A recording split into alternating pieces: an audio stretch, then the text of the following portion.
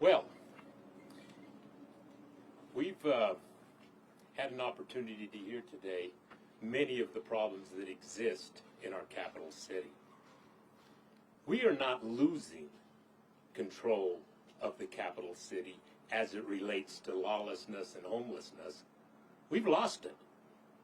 We've now joined the ranks of Seattle, Portland, San Francisco, and are headed quickly for Los Angeles. That's not Salt Lake City, and we can't allow it. I have first-handed experienced lawlessness in this city. I live here, I work here, my business headquarters is here, and on over 5 occasions have been confronted by an intruder and gotten physically involved in handling it myself because my 911 calls, not one was ever answered. 6 hours? I wish.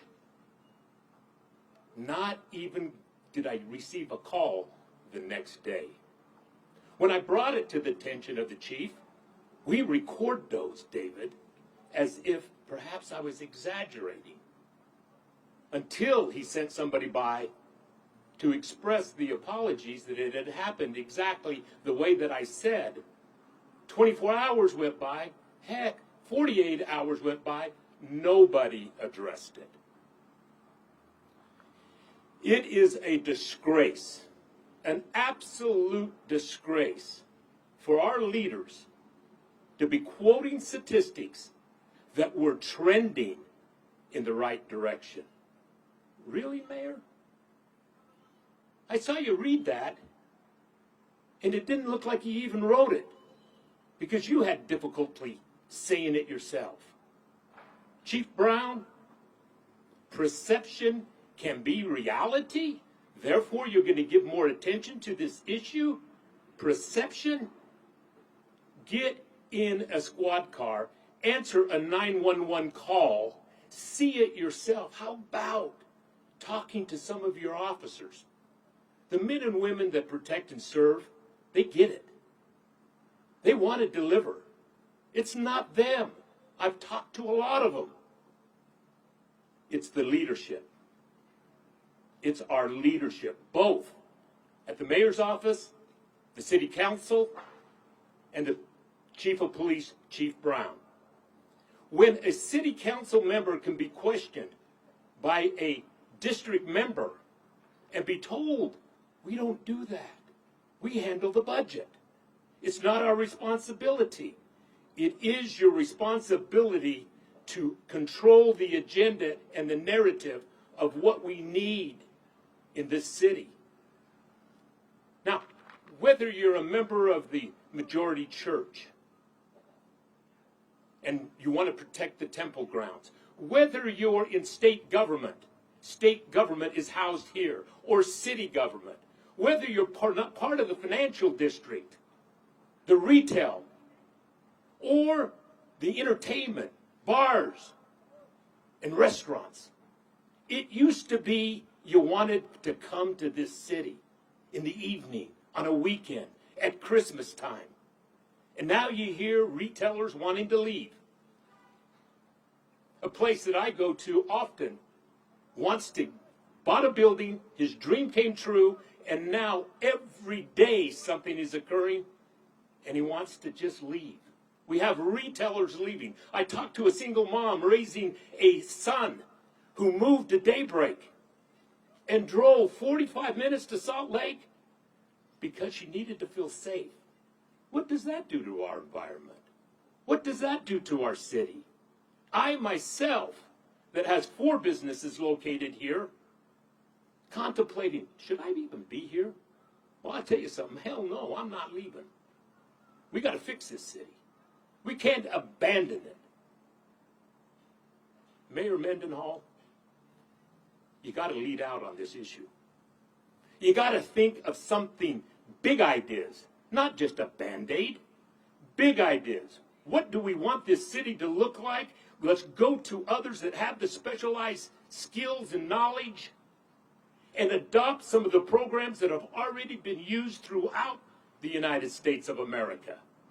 And for heaven's sakes, if some of the people that you surround yourself with start off their conversation with "but," or "you have to understand," guess what? They're not going to help you go on a new course. It is okay to be ignorant. Think of the word ignorant. I'm ignorant in a lot of subjects. And the subjects I'm ignorant in, I have vice presidents that are very knowledgeable in those subjects. And we create a specialized talent team and work in harmony to deliver. That is what we have to do here in this city. But we've lost the livable, walkable, the residents of this city, the pocket parks where we grew up in. I grew up right around Liberty Park. We could go out and play and have fun.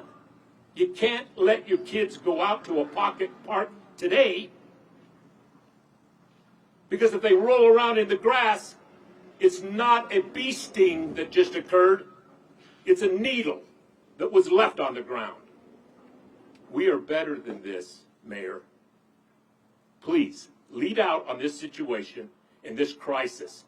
Because the people wandering these streets at night, screaming, yelling, profanities, some things you can't even understand, they're crying out for our help. And it's not about adding more beds. It's about getting the resource centers to work the way the resource centers were supposed to work. It was about identifying what was the cause that caused the individual to be in this bad, bad place. In Utah, in our country, we're the place that's supposed to be creating hope for tomorrow. We owe it to everybody who has the desire to change to have an avenue for them to clearly take. And we've lost that with this mayor. And Chief Brown, I only got one thing to say to you, sir. Show up. Show up for your job. Talk to your officers. Listen. Perception can be your reality. We're better than that. We can turn this around. We're the Beehive State. We used to work together. Why can't we work in harmony again? County, city, and state. We have to trust each other. Homelessness, lawlessness is a problem. It doesn't have anything to do with being a Democrat or a Republican. It's a problem. Identify it, create the actions to eliminate it, and then get about executing those actions. Nothing happens if we don't have a big idea of how to solve this and we put actions into motion. Nothing happens until an action is put into motion, followed by another one and another one and another one, and we get this city back to the city that we were raised in, to the city that people wanted to visit. We can do this. Thank you very much. Well, thank you all for joining us today. We really appreciate your time and insight on this important issue. I want to just close by saying that this truly is about our unsheltered brothers and sisters. As you look in this park, to my right and to my left, you'll see some of these camps that were mentioned. I ask you this: is the compassionate thing to do for them to pack up our stuff today and drive away and say, good luck? Maybe I'll say a prayer for them. I don't think so, and we don't think so at the Pioneer Park Coalition, and that's why we're here today. So with that, we're going to go ahead and close. We'll have an opportunity for a quick Q&A if you'd like to join, if our speakers would like to join behind me here. Does any reporters have any questions for any of our speakers? Yes, ma'am. How do you enforce this? How do you enforce the camping ordinances and do everything you're calling for without criminalizing homelessness? Absolutely. So, Mr. Ibarra, would you like to talk about the shelter? Yeah, I would. You know, criminalizing homelessness. For me, in my view, if folks need help, we got plenty of ways to help, and we want to. We're compassionate. The thing we need to address is the shelter resistant. those are the folks that absolutely do not want any help. They want an encampment. It's either drug abuse, mental illness, or the criminal activity that is embedded in those communities. Now, do citizens have rights? I think they do. And public space cannot be used for livable area. Sorry, I have a follow-up. So CDC guidance along during COVID-19 that we're still currently in was to leave these encampments alone because it would break them up and push them further into the community to spread the virus. Yeah. And you dissociate them from resources that come inside. Do you guys have any comment on Well, that and CDC guidance? you know, we're going to have crises going on from, there'll be one coming after this one. But I'll tell you what I don't like is that when we start behind, we're always going to be behind. We've had no real plan for this. We've had no real concrete plan to not have to need more beds, to be able to close some resource centers. But a resource center is different than a shelter. And we have not planned out, and so we're always reacting, and we have these kinds of issues that we're going to leave them all together. No, we're not. We're better than that. We can do better than that. But we can't do better if we don't have a permanent solution, whether it's an overnight safe place facility to go, if you don't want to go into an encampment, if you resist and it's a criminal element or drug addiction or mental illness, that we have a place to assist and review and help. But right now we have no plan, so we're going to just react to whatever occurs, and that's just not the way to problem solve. It just isn't we wouldn't do that in business. Why would we do it in the public sector? Why would we? We wouldn't. What do you say to the whole debate around Hey, John? the efforts of like Salt Lake City mayor calling on other cities to do more? She, talked about cities already doing enough. We need Yeah. other cities to step up. She's kind of wavered, pulled back from people on the wildfire Yeah. elsewhere. What's Yeah. your position? I'll tell you this, is that the moment that we spend all of our time pointing at what somebody else isn't doing, instead of privately getting this all together and getting a concrete plan, state, county, and every other city, and knowing we're going to help each other, then we're going to simply say we've done enough, and the problem's going to maintain itself, and it's going to grow. And that's exactly where we're at right now. So our point today is not that these efforts to help the homeless are mutually exclusive. Our point today is that public order and public safety is part of that answer. We are very supportive of the humanitarian efforts, resources, shelters. We are very supportive of those. They are definitely part of the answer. More housing is part of that. But none of that, all of that is for naught if we don't have a baseline of public safety. And so that's our message today. And follow up to this question that was asked, it may be that this problem is beyond the capacity of Salt Lake City, either politically with their fortitude or with actual resources. And in my remarks, that's why I called out and called upon the governor, the legislature, county officials to come and play a role. It took the Utah Highway Patrol and the State Department of Public Safety to come in and do Operation Rio Grande because it was beyond the capacity of Salt Lake City PD to handle on their own. So, yeah, our point is that these are not mutually exclusive, but you cannot have progress on any of those other fronts without consequence for the choices when people go outside the boundaries of the law. So are you saying you want another Operation Rio Grande? Look, we want accountability for lawlessness.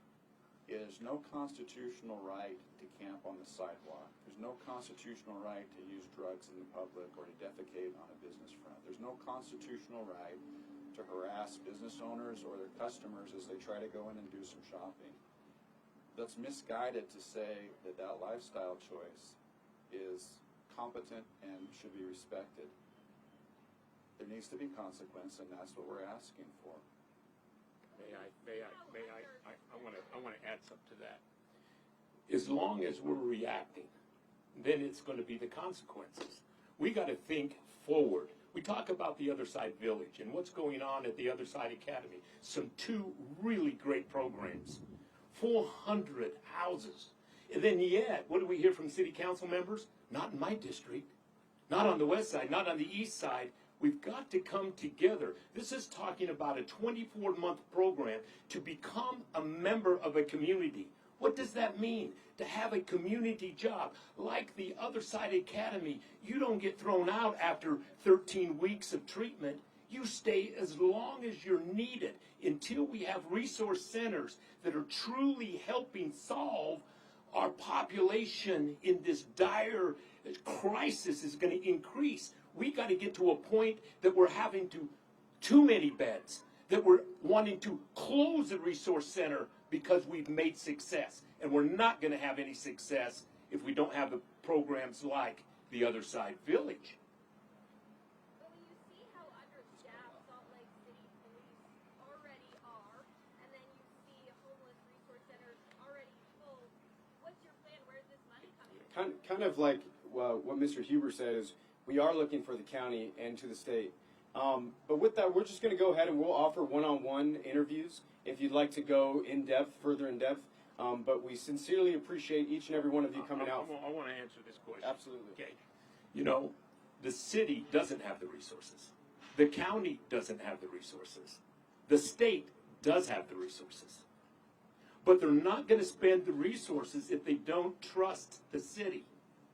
We got to trust each other and come together with a comprehensive plan. The resource centers and that whole plan never got enacted. The resource centers are shelters. They're not resource centers. And so if we're going to put together a plan and we agree on it, we've got to go all the way to the end. One of the rules we have in business, nobody halfway into the solution has the right to judge until we're all the way done. And then part of our equation to plan, organize, lead, and then execute and follow up is to see what we missed and simply adjust. We plan, organize, start to execute, stop, and then we plan, organize, start to execute and stop. We never spend the appropriate amount of time executing any plan. We have to change that. And thank you. And if you scan the QR code here, you can see some statistics that we've gathered. I also have the most recent CompStat report from Salt Lake City if you'd like to check that out as well. So thank you so much.